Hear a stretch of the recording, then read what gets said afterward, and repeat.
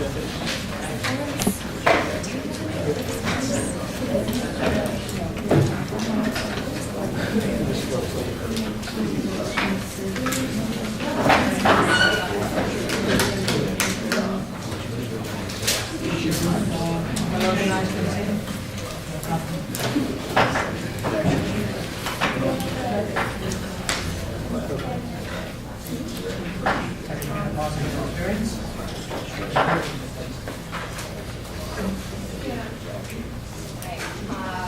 did California's policy group focuses on California's response to water shortages with changing discourse. I'm Molly Berger. Ladies Jones Yellen. Marianne Zaki. So California's water resources have been stressed by a number of factors, including growing population, groundwater overdraft, limitations on water extraction, and increased competition. Any additional stress from climate change will only intensify the competition for water resources. Warming temperatures, combined with changes in precipitation and runoff patterns, are expected to increase the frequency and intensity of droughts. For these reasons, proactive drought preparedness should be considered in the overall management of the state's water resources. And in our presentation, we'll be discussing the historical and current discourse surrounding California's water management, as well, or as it relates to the legislative process and government actions, and exploring a new discourse using an example from the market. Finally, we will provide recommendations for each section. Okay, so this is a breakdown of the current and historical discourse based on Dreyfus discourse analysis. The important things to look at are the assumptions about natural relationships, competition, favoritism, and key metaphors. This discourse centers around three themes: extraction from traditional resources, reaction to drought, and competition for regions of interest. It's a problem because it basically prevents people from thinking about drought in a proactive and prepared way. Competition means that different groups tend to just blame each other and say one group is using more water than another, and this just leads to a stalemate with no one actually focusing on what they can do. The extraction of water, as I said before, a little bit about if you're running out of water, you need to get more water, and some people focus on just like getting more water from the Colorado River instead of just conserving more water. And it's reactive, so everything is after the fact, and so this is going to be a problem because there have been droughts recently, they're going like 2007, 2009, so their water reservoirs are rather low right now. The discourse has actually a historical development.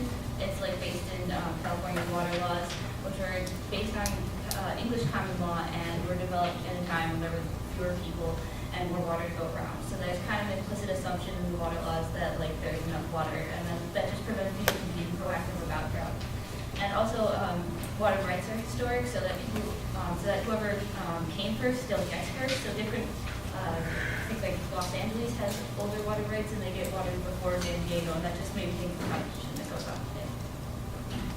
All right, so to start off about talking about legislative affairs. So this involves the Department of Water Resources.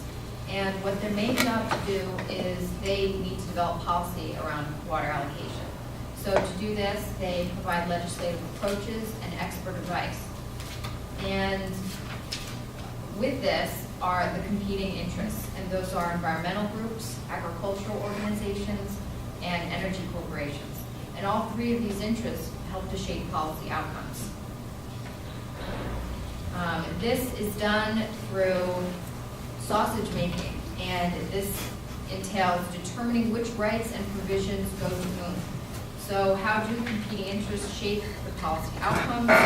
Through the development of negotiations. It was through this California Water Plan in 2009 that it took two years to do this water plan.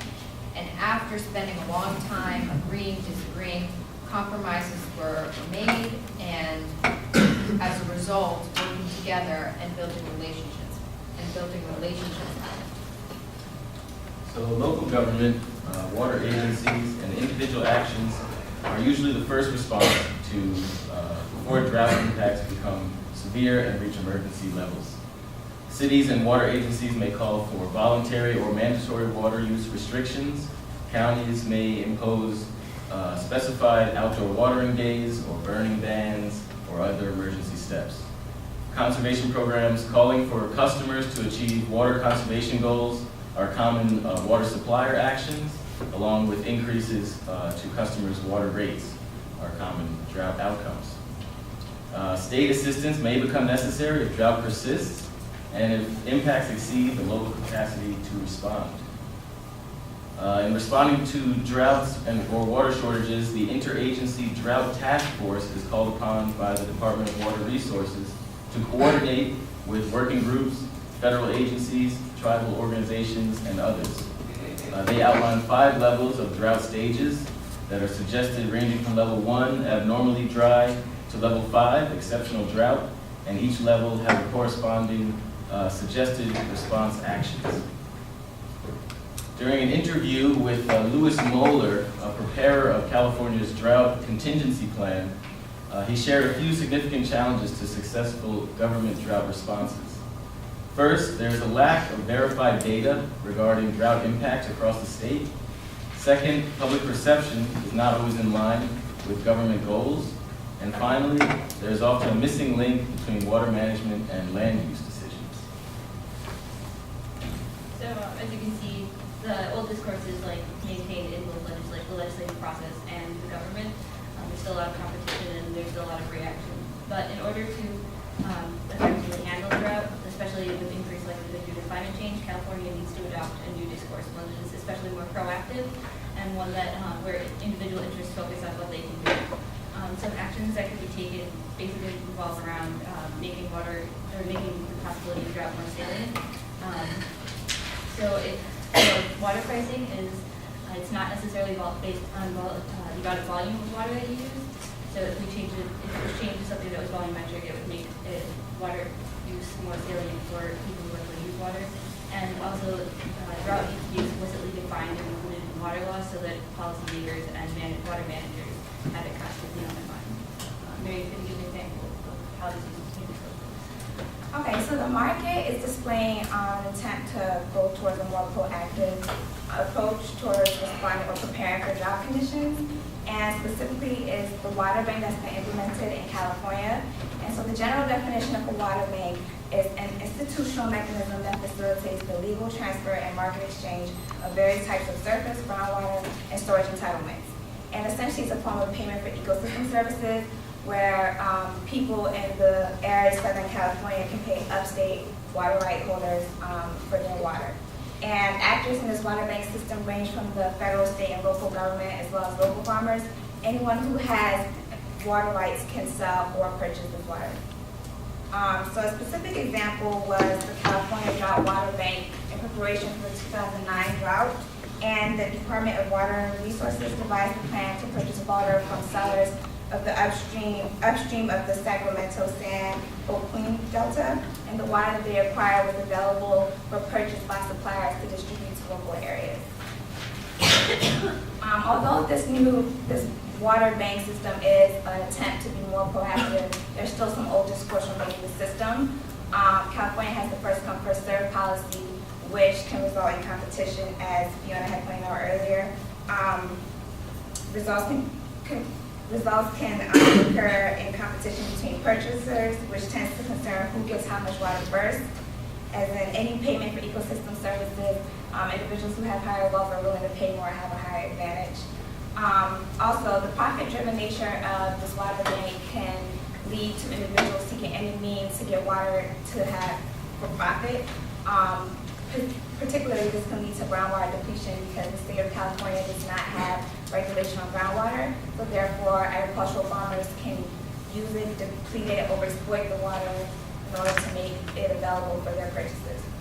Another risk of the water bank system is quantifying water prices is difficult because due to climate changes and population changes in California, it's complex to put a value on the price of water.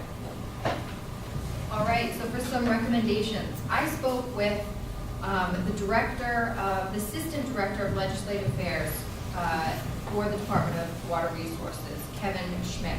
And what he told me is that when I'm writing water policy, everything is gray. And he suggested and really emphasized, try to find the closest approximation and the least damaging alternative when you're dealing with three different interests involved in writing water policy. And I thought that this really resonated with a governance theme, participation and inclusion, and then it also related to a reading we read in class about 3 weeks ago called Deliberative Democracy, and this talked about justifying the why, giving a reason, why energy corporations would need